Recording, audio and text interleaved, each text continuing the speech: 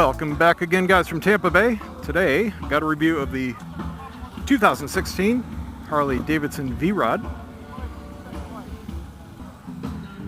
This is the fast sport bike that Harley puts out. Sport bike by Harley standards, that is. A lot of horsepower, a lot of torque, stiff frame, more sporty controls, more performance gauges, made for speed, power, and fun. This is not your typical cruiser. Now this has some unique features, one of which is the rake. It is fairly extreme. That front tire is way out there, let me tell you what. Feels more like a Yamaha Raider.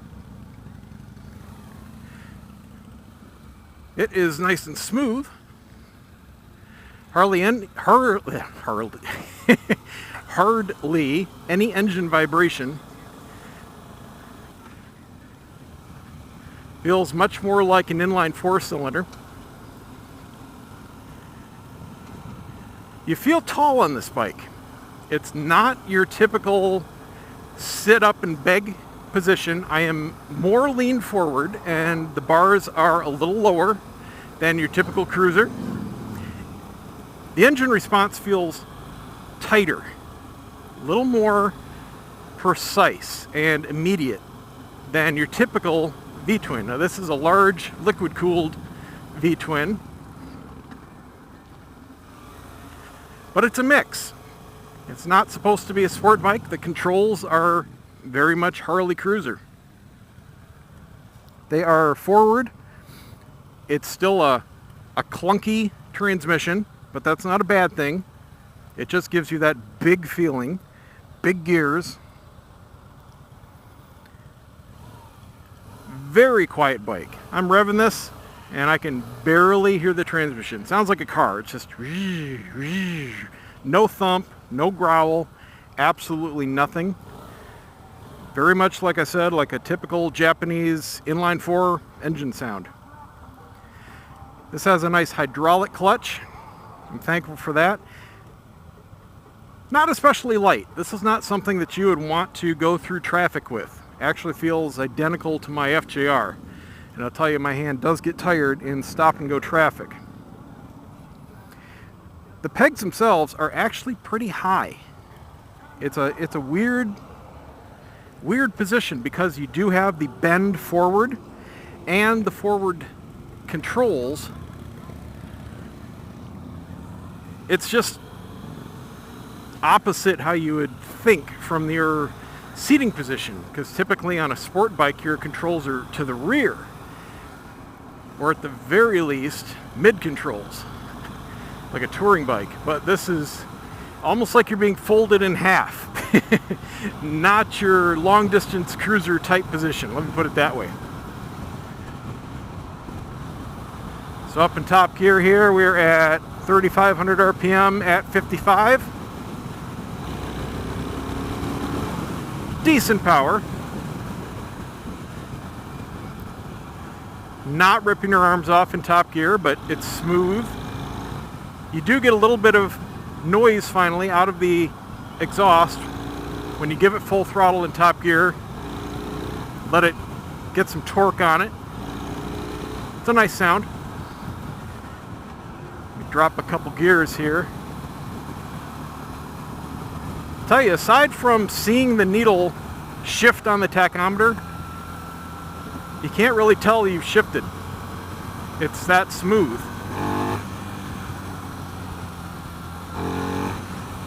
And again, like the other Harleys I've ridden, not that much difference in acceleration between dropping down a few gears and just leaving it in top gear.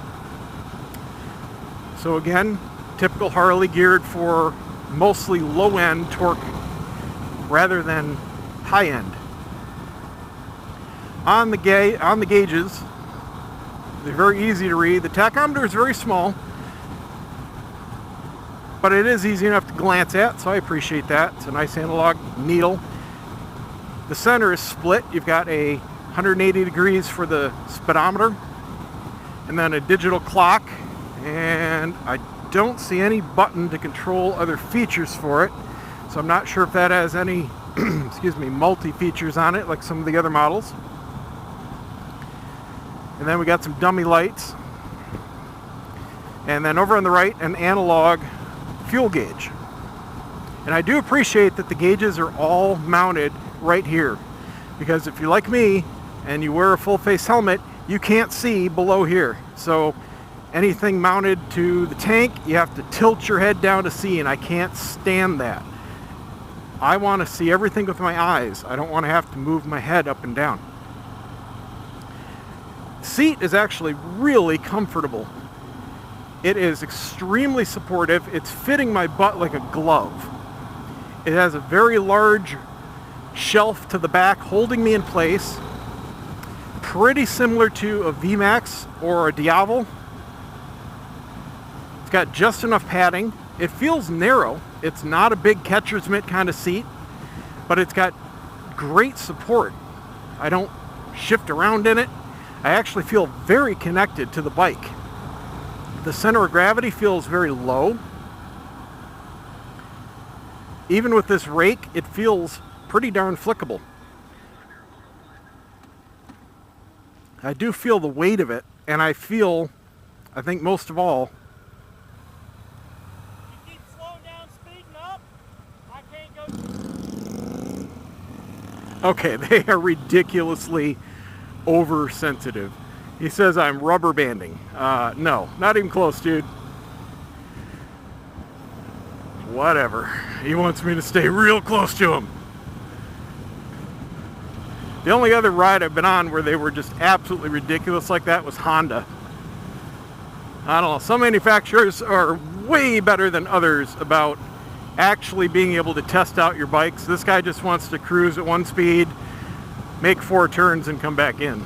Well, sorry man, but if I'm testing a bike, especially if I'm a customer wanting to buy a bike, you better bet your butt I'm going to try to put it through its paces. But I wasn't even doing what he was accusing me of doing. You guys saw what I was doing. I was not rubber banding. Give me a break. So like I was saying, it does feel a lot lighter than it probably is. But what I'm feeling is the width of the tires. It has very wide tires. And they're new. They're in very good condition. They got a great crown on them. But they just feel like they want to keep going straight. Steering's very smooth. Bar position's excellent. It's got a very nice width. I actually like these bars a lot better than my bobber at home. It's a little wider at home. I've got a tiny bit of vibration through the bars. Just a little bit through the pegs. Nothing unusual. I wouldn't call it a vibration or a shake. It's just normal sensation. But it's not like some of the other bikes where it's butter smooth, like a Cadillac or floating on a cloud. This is a typical motorcycle. But the engine response is excellent. Very linear. I don't have to think about what gear I'm in. I like that when I'm on a cruiser style bike where I am not concerned with having to be in the perfect gear to do what I want. Now that's a plus and a minus. It's a plus because, well, it's easy to ride, but it's a minus because you are missing out on a little bit of, sometimes a lot, of extra power. If you're on a typical bike with more power and a more precise power band, dropping a couple gears can make a huge difference. Suspension on this is actually pretty good. I'm feeling the bumps, but it's nothing unusual.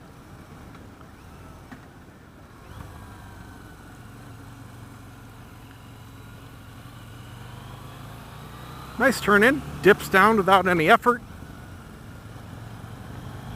No complaints there whatsoever.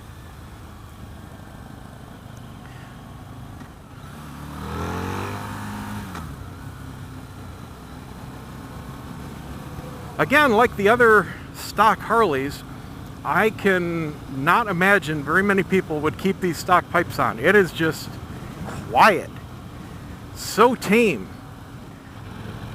Unless you are full throttle, you just can't hear it. Maybe if you had an open helmet, it'd be okay. But with a closed helmet, I hear the wind. That's really about it. It is darn near silent. And that just goes against pretty much every Harley rider I know. They want to hear the bike. Transmission is very smooth. It has the typical cruiser clunk down into first, but that's it. Everything else is just a almost imperceptible little snick. Harley's really improved their transmissions the last several years. The last one I owned was what year was that? A 2007. And every gear, it was a Sportster, and every gear was a big jarring clunk. It was solid, but it wasn't refined. This has a nice refined feel to it.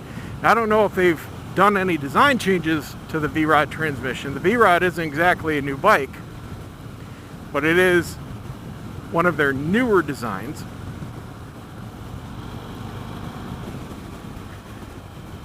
Really loving the seat. Has great support. It's comfortable too, even going over the bumps. I feel it through the bike, but I don't feel it through my tailbone. That's about the only thing that really bugs me on a ride, is if it's something uncomfortable where I feel like I have to pull over, take a rest, stand up at a light, something like that. Wouldn't have the need on this. It's not a soft seat. It is not a pillowy type comfort seat, but it's got the right support for me. I'm 235 pounds right now, 6'2" with a 32-inch inseam. Decent positions on the legs here.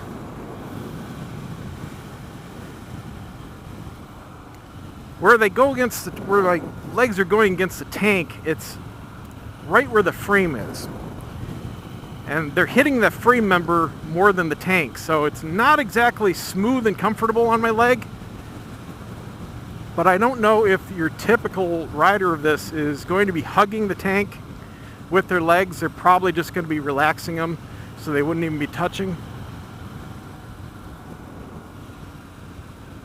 So it might not be an issue, but it is something to note.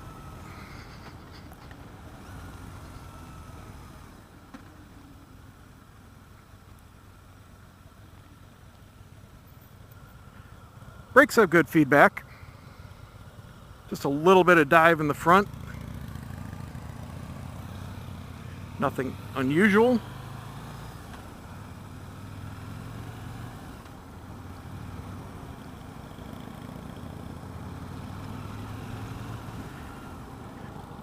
Now this brake pedal does have a better position than the last bike I just rode, which was a Street Bob. This one I don't have to pull my ankle as far up to get to the brake. This has a better position. It's subtle. It doesn't even look that different, but it is. It's probably only 1.5 inches difference between the angle, but where my foot lies on this peg is almost directly in line with the brake. Whereas the Street Bob, the brake was well above my toe, so I had to move it.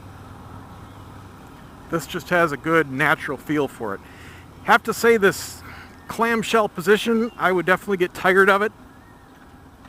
I'm already noticing it. Just the way my back is bent. Bending forward at the waist and the legs forward. Not for me. Obviously, a lot of other people love this bike. But I think if I have forward controls, I want a much more sit-up and beg position. And if I have a slightly lean forward position, I want a much more mid-control for my feet. Just for comfort, especially for riding any kind of distance. So there you go. There's the 2016 Harley Davidson V-Rod. Thanks for watching. Don't forget to subscribe, give me a thumbs up. We'll see you next time.